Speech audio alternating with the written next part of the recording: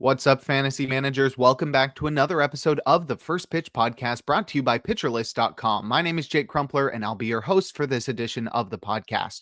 You can follow me on Twitter at Jake Crumpler, and you can find all of my work at CrumplerBaseball.com. Let's dive into everything baseball related from Tuesday, April 22nd.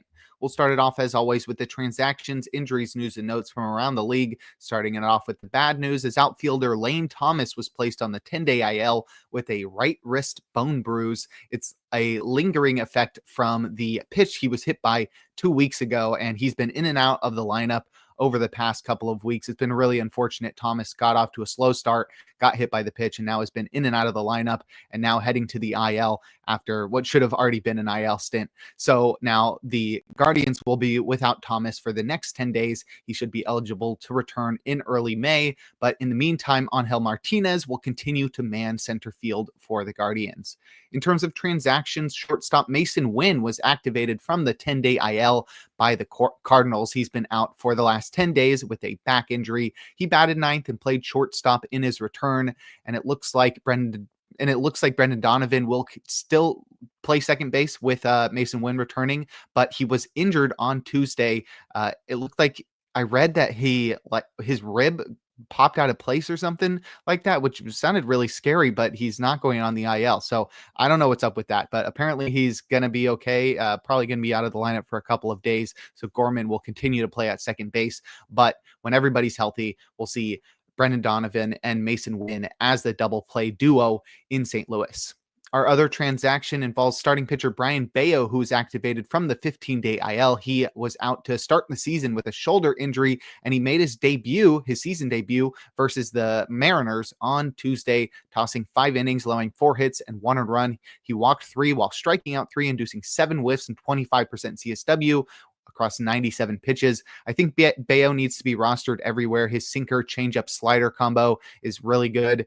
He's going to be sort of frustrating to roster, somewhat of a hipster, because he's still figuring things out. He's still young, but I think he's got the stuff to make things work in the major leagues, and he should be rostered everywhere, at least just to see how things work out early in the season.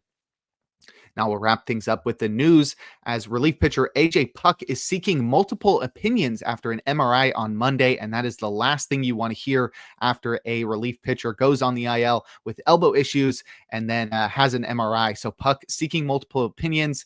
Obviously, we start thinking Tommy John surgery. It's clearly on the table. Hopefully, that's not the case for AJ Puk. So we'll get some news later this week. Hopefully, it's good. Lastly, we have starting pitcher Christopher Sanchez, who's removed from his start with forearm soreness on Tuesday. He said he is confident that it's not a big deal, but he said he never experienced this in a game before, so that's pretty concerning as well. Hopefully, Christopher Sanchez is okay, but we should get some more news tomorrow.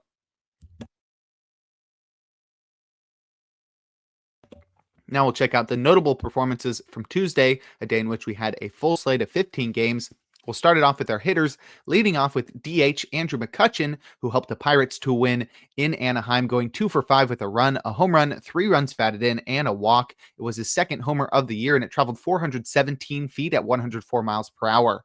Andrew McCutchen is not just a mascot at 38 years old. He's batting third every day for the Pirates. Last year, batted .232, and he belted 20 homers with a few steals and a 105 WRC+. So he's not just an empty bat, not just a legend of the franchise, just donning the uniform to get fans in the ballpark. He can still swing it.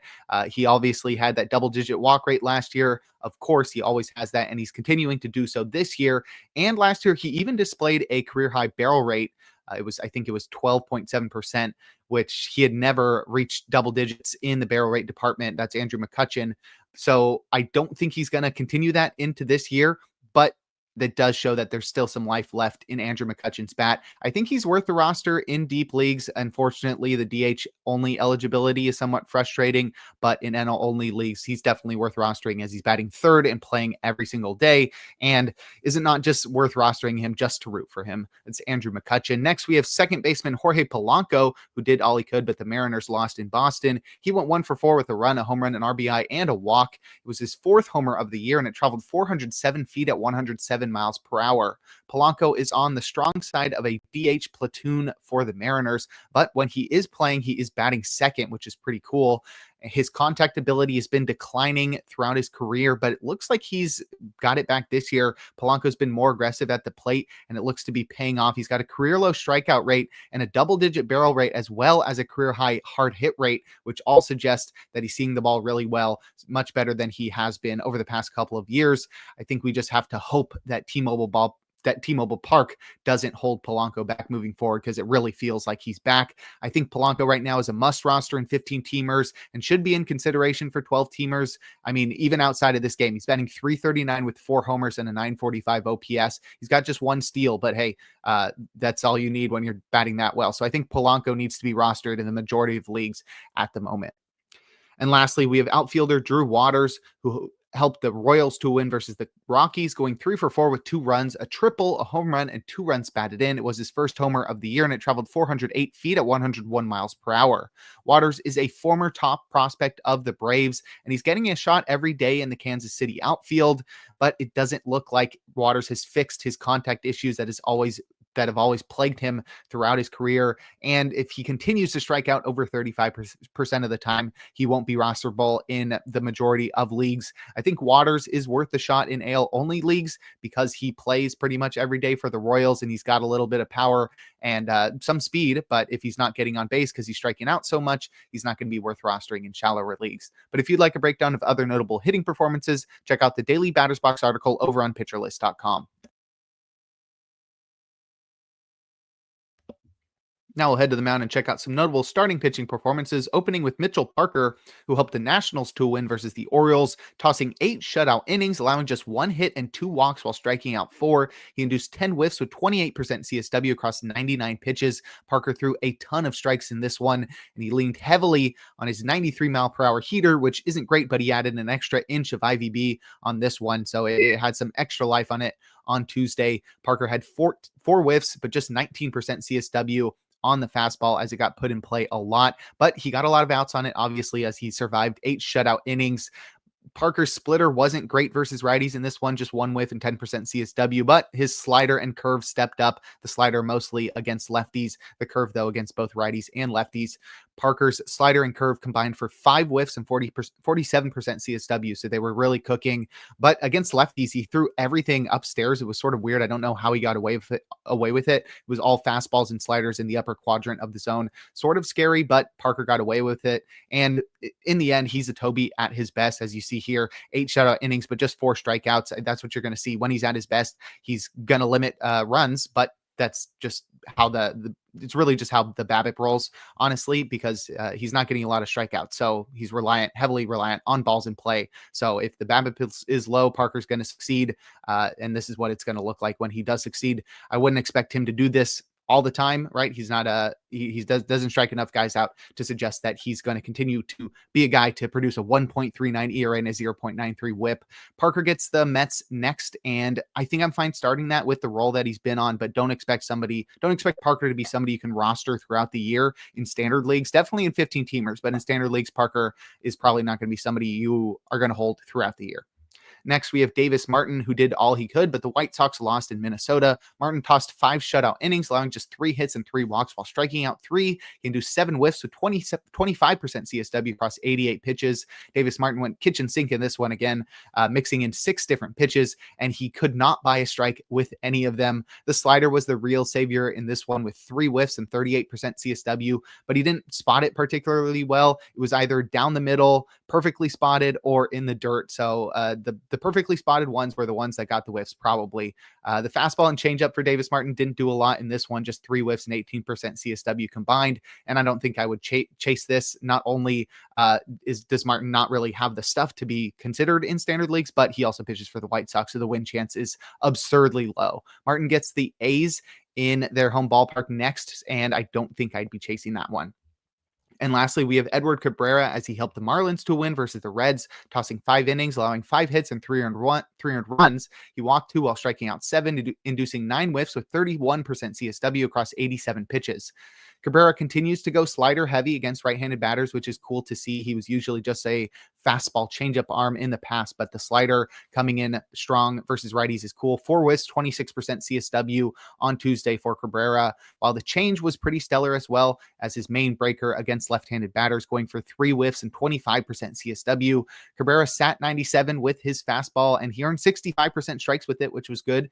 And the curveball was also pretty awesome, as it stole 8 strikes for 1 whiff and 69% CSW. Pretty incredible. Super low usage, but 8 called strikes is pretty great. But Cabrera struggled to get strikes with this slider and the changeup, and I think that's going to continue to be the problem that plagues him throughout his career. And he's probably going to continue to be a cherry bomb without a trustworthy secondary strike pitch. He just doesn't have anything to rely on to help him get deeper into counts, to help him get those strikeouts. He'll get a real test against the Dodgers next in Hollywood. I'm probably not starting him there, but if he succeeds there with the slider doing what it did on Tuesday, then I may be interested in the following start. But if you'd like a breakdown of every single start from Tuesday, give the Plus Pitch podcast a listen and check out Nick's daily SP roundup over on pitcherlist.com.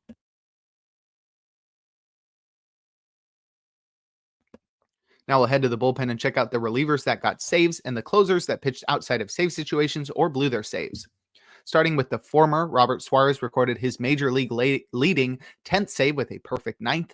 Luke Jackson recorded his 7th save with a perfect 9th. Cade Smith recorded his 2nd save with a perfect 9th, as Emmanuel Clase is still recovering from pitching 3 days in a row. Calvin Fauché recorded his 2nd save with a perfect 9th. It's going to continue to be messy in Miami. I know Tinoco got the last 2 saves, but he pitched on back-to-back days, so maybe Fauché's just filling in, but we still don't know who's the closer in Miami. And lastly, Yohan Duran recorded his 2nd save as he worked around a run. And in terms of closers to pitch outside of save situations or below their saves, Ryan Helsley pitched a hitless 9th up by 6. The Cardinals had scored 6 runs in the final 2 innings, and they decided to just throw him out there anyway to secure the win. Carlos Estevez allowed 3 runs in the 9th to blow his 2nd save, but the Royals bailed him out, tying the game in the bottom of the 9th and then walking it off in the 11th. Tanner Scott surrendered a game-tying homer to Miguel Amaya to blow his 2nd save, and the Dodgers would go on to lose that one in 10. Josh Hader pitched the 9th inning up by 4, and lastly, Dennis Santana recorded the final out of the 8th inning with a 3-run lead, but then the Pirates added 3 insurance runs, so Ryan Baracki pitched the 9th. They didn't let Santana finish off that inning for the save. But if you'd like more information on relief pitchers, make sure to check out Rick Graham's weekly articles over on pitcherlist.com. And before we look forward to today's games, we're going to take a quick break.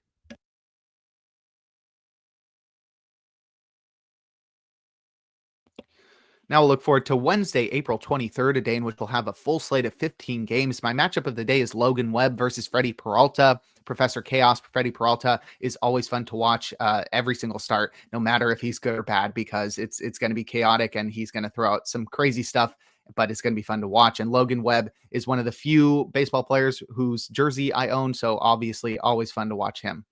In terms of probable starters, I've got 5 guys in the auto starts tier, including Webb and Peralta. We've got Zach Wheeler in Queens, Carlos Rodon in Cleveland, and Sandy Alcantara versus the Reds. In our probably starts tier, we've got 8 guys, and that's where we'll find our streamer of the day in Jack Kochanowicz. He's taking on the Pirates in LA. He is pretty solid. Honestly, when I saw Nick put Kochanowicz there, I was somewhat surprised. He's pretty solid. I probably wouldn't rank him higher than a couple of the other guys below him, which I don't know if I'm allowed to go against Nick's rankings, but nonetheless, the Pirates are a low offense. Kochanowicz, I should have checked how to pronounce that. I'll just not say it again, but Jack should succeed versus the lowly Pirates offense. I'd also keep an eye out for David Festa as he takes on the White Sox. He has not allowed a run in the first 2 starts of his season, and the White Sox are probably the worst, or definitely the worst team in baseball, so Festa should be able to take advantage of that. In terms of hitter suggestions, I go for A's hitters versus Kumar Rocker. In Sutter Health Park, Rocker has really not been great to start this season, and I don't expect that to all of a sudden change on Wednesday, and Sutter Health Park has not been forgiving to pitchers. I'd also go for Mariners hitters versus Sean Newcomb in Fenway Park. There's something about a lefty in Fenway Park and the Mariners hitting outside of T-Mobile Park. I think we could see some fireworks there. And lastly, I'd go for Cardinals and Braves hitters, as the pitching matchup is Miles Mikolas versus Bryce Elder. It could be a slugfest there. And now we'll close things out with our relievers to watch. There's no closers that are going to be off on Wednesday, considering they've all had enough rest recently, but you've got plenty of options in Miami for saves. Anthony Bender, Calvin Fauché, and Jesus Tinoco are all options. In Pittsburgh, it looks like stuff is still in limbo. Obviously, Dennis Santana continues to get save opportunities, but David Bednar is back, and I think Justin Lawrence could throw his hat in the ring. And obviously in LA, for the Dodgers, there's always plenty of saves to go around. Tanner Scott just blew a save. Maybe we could see Alex Vesia or Kirby Yates record a save on Wednesday, but that'll do it for today's episode of the First Pitch Podcast. Make sure to head on over to pitcherlist.com to check out all of the great articles and features we have on the site. Sign up for PL Plus or PL Pro to gain access to the Discord and to support the Pitcher List staff. You can follow me on Twitter at Jake Crumpler. Tune in live on YouTube tomorrow and every day for a new installment of the podcast, and make sure to enjoy the day as we are blessed with another day of baseball.